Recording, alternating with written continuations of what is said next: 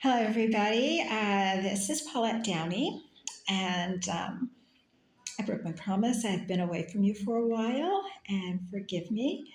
Um, I have a word from the Lord. I'm going to try and keep these more consistent, but life happens, and I'm trying to do things to get myself really settled into New York and really get my roots in here. I've been doing things to try and do that. And so later on, another time, I'll talk to you about exactly what I've been doing to try to get my roots settled. Like to make a life for myself here. So, anyway, I do, like I said, I have a word from the Lord today. I hope you all are doing well. It is spring, and I'm so happy that it's spring. I am looking forward to spring here in New York. There's so much to do here. I continue to be blown away, and I haven't even touched the iceberg of what is to be offered here. So I'm going to go into the word. The word today that the Lord would like me to share with you is giving, financial giving. And like I have a story for this one, like a real story, like real. And so, but I'll share that. I'll share that later. I have stories anyway regarding giving. Um, so I'm going to talk. Yeah. So what I want to talk about is one of the things I want to touch on is one of the reasons why so many people have left the church is because they felt like the church was trying to, financially, like break them. It seemed like every time they went to a service, it was more about giving than receiving any kind of word from the Lord. So many people, just turned away from going to church, turned away from God because they thought that, like if this is what being a Christian is, they didn't want any a part of it because every time they went to church, every time they attended church, all they were told is that they had to give money, give money, give money in order to be considered a good person, give money in order to receive blessings, give money in order to receive healings. And then there were so many different types of ways in which they were to give, depending on the church. And so it wasn't just like the first fruits or the tithing, but then they were bringing in all of these, um, these other offerings, like the sin offering. Like I attended a church similar to that, where it was like the sin offering, it was the burnt offering, it was the guilt offering, it was the atonement. Like there were so many things that the church required its parishioners to give in order to feel like they were um, being a servant of God and being a good person. So this turned a lot of people off, and a lot of people did fall from the church, especially in the 90s and the early O's, simply because there was just too much asking for money. And so this is something that grieved God's heart terribly because this is not him who's asking for all this money. First of all, God has money. God has, like God is God. He created the universe and all the heavens. So it's not like he needs money. But of course, we are supposed to give, but not to the extent that, many churches were expecting their parishioners to give out money to basically bankrupt them. Basically they wouldn't have a paycheck. I even heard of like some ministries saying that they should, like when they die, they should give their give over their insurance or their inheritance over to them instead of giving it to their children. Well, there's nowhere in the Bible that speaks of that. I mean, I know that Jesus spoke to the wealthy man who said, like he's lived a good life, and what else is there that he needs to do in order to become a disciple? And Jesus said, give your money to the poor. He didn't say give your money to the temple. He said, give it to the poor. So probably that gentleman, I'm assuming, didn't have any children. That's why Jesus said that, because the Bible does speak about passing your inheritance onto your children. I understand that people do give a portion of their money to charities, to the church, and there's nothing wrong with that. But to give over your entire money and entire everything that you've worked for over to the church, and the churches, there were churches that were telling people this, and not to give any of it to your family or anything. That's just wrong doctrine. That is not correct doctrine. That is not something that is taught in the Bible at all. So I understand why many people were turned off, and quite frankly, I was turned off too. When I started out, like I was going to church long, like before the 90s, but in the 90s, that's when I was really, like I was making my income and I was giving my 10%. And, then, we would have them, the church, ask, not my church actually a church that I attended actually didn't ask that, but they just asked for tithing. That's all they asked for. But at the time, like I was a lot younger then, and I was giving my 10%, and I didn't see where and I was giving it for the wrong reason. So like I was a full-fledged Christian follower, probably I'm like one of those rigid Christians, like rigid they're Christians back then. God had to break some of that out of me. But I was given the 10%, and I was giving it for the wrong reason. I thought by me giving the 10%, I would then reap so much more. And I mean, I was giving to receive. I wasn't giving because I was giving because I was supposed to, because that's what I understood. Not necessarily did I, even though I had read the Bible, I didn't read it thoroughly and to the point where I really understood that part. But I did, I did understand. I did know that at that time, that's what I was told. And so I gave the 10%, but I was giving it for the wrong reasons. So my intentions, I mean, you can be doing the right thing and doing it for the wrong reason.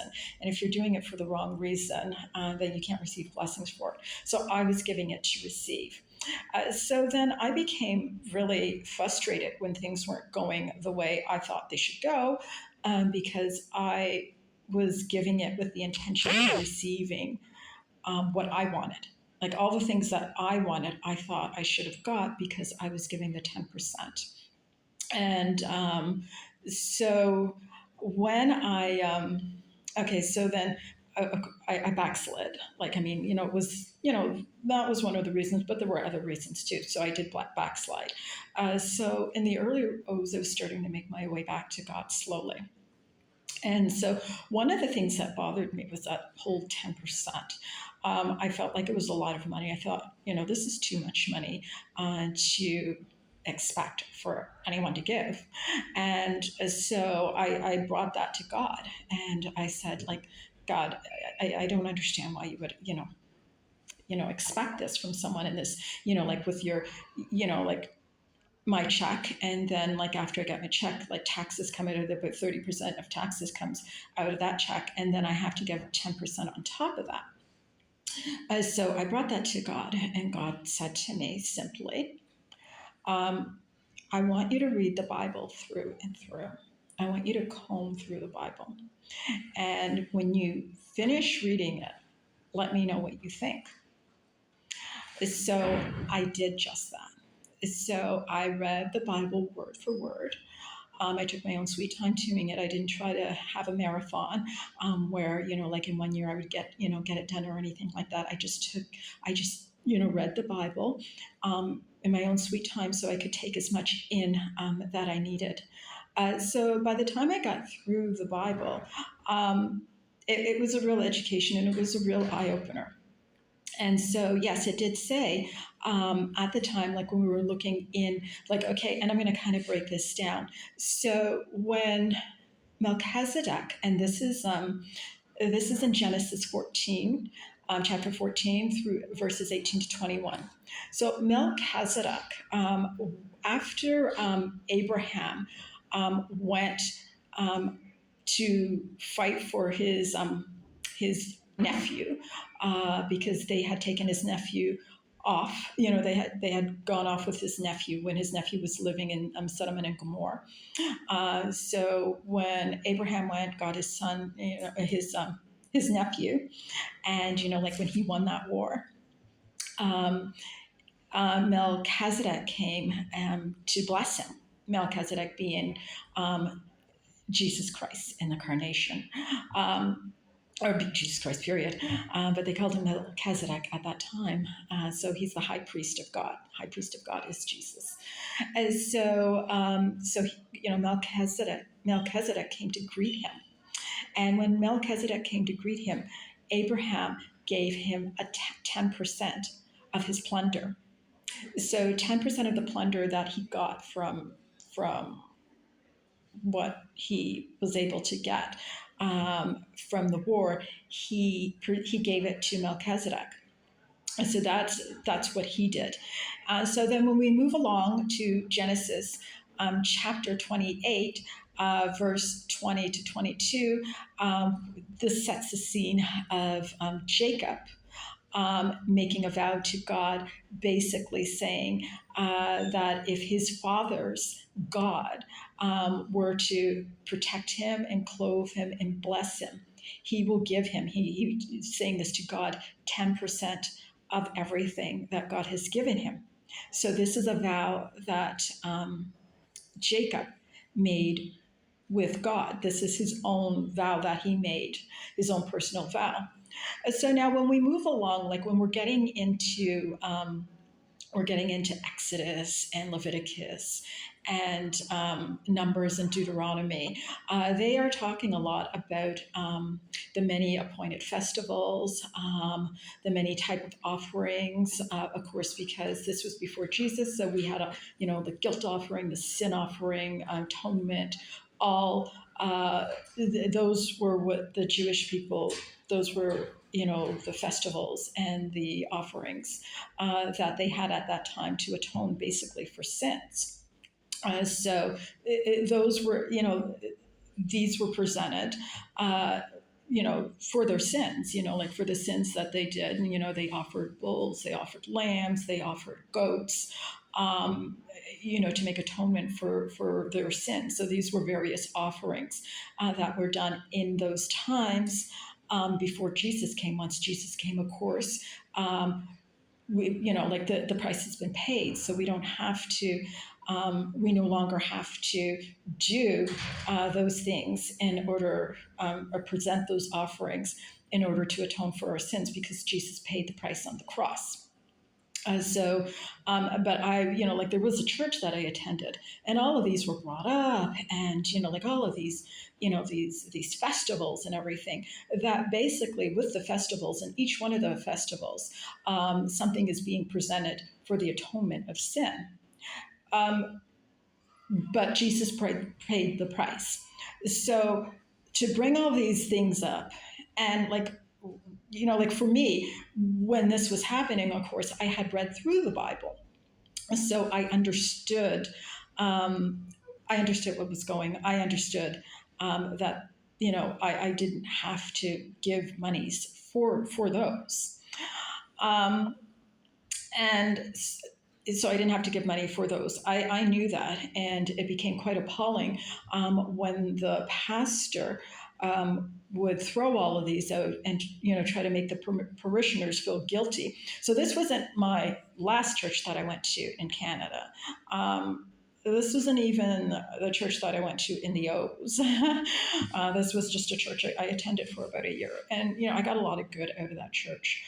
I learned a lot, but I was really put off with the begging for money and the many ways in which that church tried to raise money. And I know that a lot of people have been put off, and that's why they turned away from the church. And God wants those people to come back. And he wants those people to understand that that's not him asking for money in all those ways. So all